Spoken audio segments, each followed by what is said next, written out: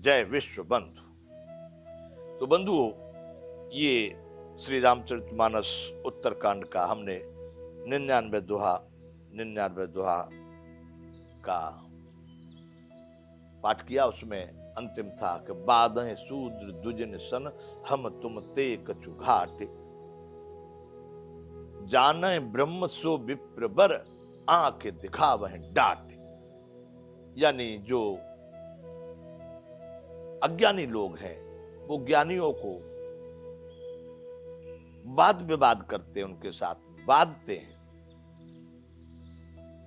कहते हैं हम तुमते कछु घाट, क्या हम तुमसे कुछ कम हैं? अरे जाने दो ना, तुम क्या ब्राह्मण हो? जो ब्रह्म को जानता है वो ब्राह्मण। जान है ब्रह्म सो विप्रबर, आंख दिखावे, डांट और आंख दिखाते हैं, ज्यादा मत बढ़ो, हम तुमसे कुछ कम नहीं है। बंधु, ऐसी स्थिति इसमें बताई है। तो अब आप देख लो इस समय स्थिति क्या है। पहले तो बंधुओं, ये ब्राह्मण क्षत्रिय वैश्य शूद्र के भ्रम को निकाल देना पड़ेगा। शूद्र उसको कहा गया जो अज्ञानी था, जो ज्ञान में या उस सेवा में, उस कार्य में कुशल नहीं है, जो केवल सेवा के काम को जो करने में योग्य है, उसको शूद्र कहते थे। जो हिसाब किताब में था, माना ये वर्ण सब कर्म के आधार पर ही थे, जातियां भी कर्म के आधार पर ही है, न हमने बनाई है, न हम इसको मिटा सकते हैं। और इनके बगैर सामाजिक संरचना समाज का हाँ, आप नाम बदल दोगे, कार्य वही रहेंगे। जो कार्य है वह कार्य तो वही रहेगा, आप उसको नाम बदल करके दूसरा कर सकते हो, बाकी आप बदल नहीं सकते। इसलिए न जातियां बदलेंगी न वर्ण बदलेंगे, आज भी वही स्थिति है। बंधुओं, ब्राह्मण क्षत्रिय वैश्य शूद्र का ही कार्य आज भी first class, second class, third class, fourth class करके चलाया गया। मेरे विचार से अब तक तो इन्होंने भी कोई फिफ्थ क्लास बनाया नहीं है, और उसी परंपरा को सारा विश्व आज तक निभा रहा है जो भारत ने दी थी, और वही कार्य है चारों वर्णों के। तो ऐसी स्थिति अब आप देख लीजिए। वादय शूद्र दुजन सन, हम तुम ते कछु घाट, जान है ब्रह्म सो विप्रबर, आंख दिखा वह डाट। आगे अब यहां से है दोहा नंबर 99, उसके बाद की पहली चौपाई। पर त्रिय लंपट कपट सयाने, दूसरी स्त्रियों के साथ में संलग्न। लंपट, बड़े कपट और बड़े होशियार। मोह द्रोह ममता लपटाने, जो बड़े अज्ञानी है, मोह में है, मोह से ग्रसित है, दूसरों का अनहित करने वाले, सबसे बगैर मतलब के द्रोह करते हैं। आहार ममता, ये भी मेरा, ये भी मेरा, ये भी मेरा, इतने आसक्ति रत हैं वो संसार में। लपटाने मतलब लिपटे हुए, इससे घिरे हुए, चुपके हुए। पर त्रिय लंपट कपट सयाने, मोह द्रोह ममता लपटाने। और क्या है? तेई अभेदवादी ज्ञानी नर, देखा में चरित्र कल जुग कर। बंधुओं कह रहे कि मैंने इस चरित्र को, काकभूषण जी गरुड़ जी को ये कथा सुना रहे कि मैंने कलयुग को देखा, और वहां पर ऐसा चरित्र मैंने अपनी आंखों से देखा है, जो दूसरों की स्त्रियों से संलग्न लिपटे हुए हैं। लंपट, जो कपटी और जो बड़े होशियार है, वो यहां भी झूठ, या बात को घुमा रहे। होशियार मतलब जो बात है ना, उसको घुमाना उनको आता है।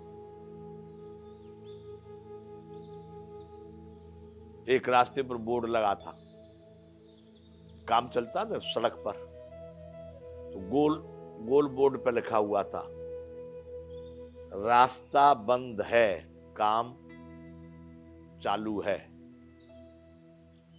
तो एक गाड़ी वाला उसमें घुसा ले गया।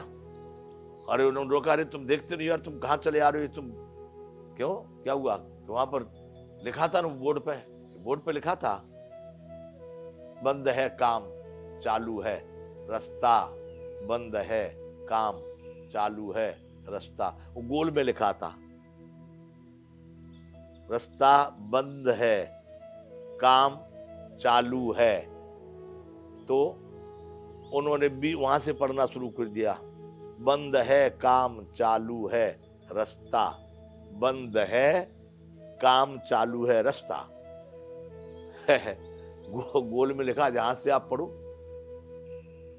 उन्होंने लिखा है कि रास्ता बंद है काम चालू है, और उन्होंने पढ़ना शुरू कर दिया, बंद है काम चालू है रास्ता, बंद है काम चालू है रास्ता।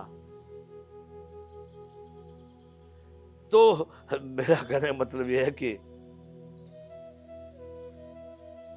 सयाने होशियार जो किसी भी बात को कहीं भी मोड़ करके किधर को भी सीधी कर दें, उनको कहते हैं होशियार। वैसे तो सयाना शब्द कहा गया है बुद्धिमानों के लिए, पर हमारे इसमें शब्दकोश में कई शुद्ध अशुद्ध और उनके अलग अलग प्रकार के अर्थ अलग अलग जगह निकाले जाते हैं। यहाँ पर होशियार होने के बावजूद वो कपटी और लंपट और दूसरों की स्त्रियों के साथ में लिपटे हुए, पर त्रिय लंपट कपट सयाने, मोह द्रोह ममता लपटाने। बड़े अज्ञान में और द्रोह करने वाले और बड़े आसक्ति में रत वैसे लोग इस समय अभेदवादी, मतलब जो जिनके लिए चराचर सब समान है, कीड़े मकोड़े से लेकर के सब मनुष्य, सुनी चाहे सुपाके चाहे पंडिता समदर्शन है, उनके लिए हाथी घोड़ा कुत्ता चांडाल ब्राह्मण सब में आहा अभेदवादी, जिनमें कोई भेद नहीं, संपूर्ण में ब्रह्म ही जिनको दिखाई देता है। कहा गया है गीता में, जो उस स्थिति में पहुंच जाए वो सबसे उच्च कोटि की स्थिति है। वैसी स्थिति यहाँ पर उन लोगों की है जो, कौन से लोग, जो परतीय लंपट कपट सयाने, मोह द्रोह ममता लपटाने, सोई अभेदवादी। वो लोग ऐसे में इस समय में अभेदवादी हैं, वो ब्रह्म को जानने वाले तत्वज्ञानी हैं। देखा मैं चरित्र कलयुग कर। बहुत सारे साधु भेष वाले संत थे कि नहीं, संत हैं कि नहीं संत, मैं संतों को प्रणाम करता हूं। बंधु मेरे बात में जहां संत भेष की बात आती है वहां पर ये समझ लेना मैं बनावटी के लिए कह रहा हूं। यदि संत की बात है तो बंधुओं संतों के लिए तो ये शरीर अगर करोड़ों बार रोम रोम इसका समर्पित किया जाए तो भी कम होगा। तुलसी संगत साधु की हरे कोट अपराध, संत के तो संत दरस जिमे पातक टरई।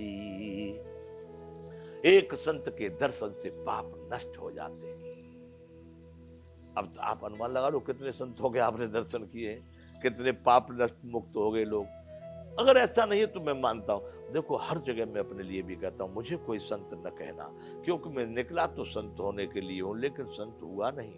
अभी भी मैं साधक, कोई प्रयास है, जा रहा हूं उसी रास्ते पर, लक्ष्य वही है, लेकिन नहीं।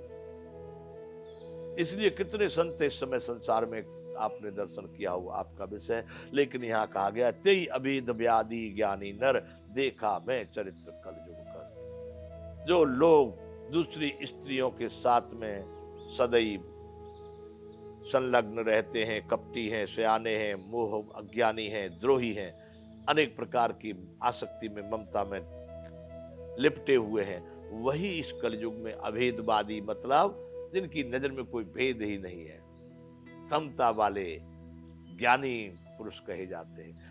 ऐसा कह रहे हैं कागभूषण जी धरण से कि मैंने वो कलयुग का ऐसा चरित्र अपनी आंखों से देखा है। परत्रिय लंपट कपट सयाने, मोह द्रोह ममता लपटाने, तेई अभेदवादी ज्ञानी नर, देखा मैं चरित्र कलयुग कर। बंधुओं ये 99 नंबर दोहे की अब तीसरी चौपाई शुरू होती है। आप गए अरु तिनहु घाल है, जे कछु सत मार्ग प्रतिपाल है। बंधुओं उन्होंने वेशभूषा ऐसी बना रखी है जिस वेशभूषा को समाज और हमारे भारतीय प्रजा जनता सब सम्मान देते हैं, उसको प्रणाम करते, उस पर श्रद्धा विश्वास रखते हैं। वैसे लोग पल्ले पड़ गए। उन्होंने ये सब काम किया है। आप गए और तनऊ गालें जे कुछ प्रतिमार्ग पर पालें। बंधुओं, इस कथा को आगे बढ़ाएंगे बाद में, अभी यहाँ पर विराम करेंगे। जय विश्व वंदना।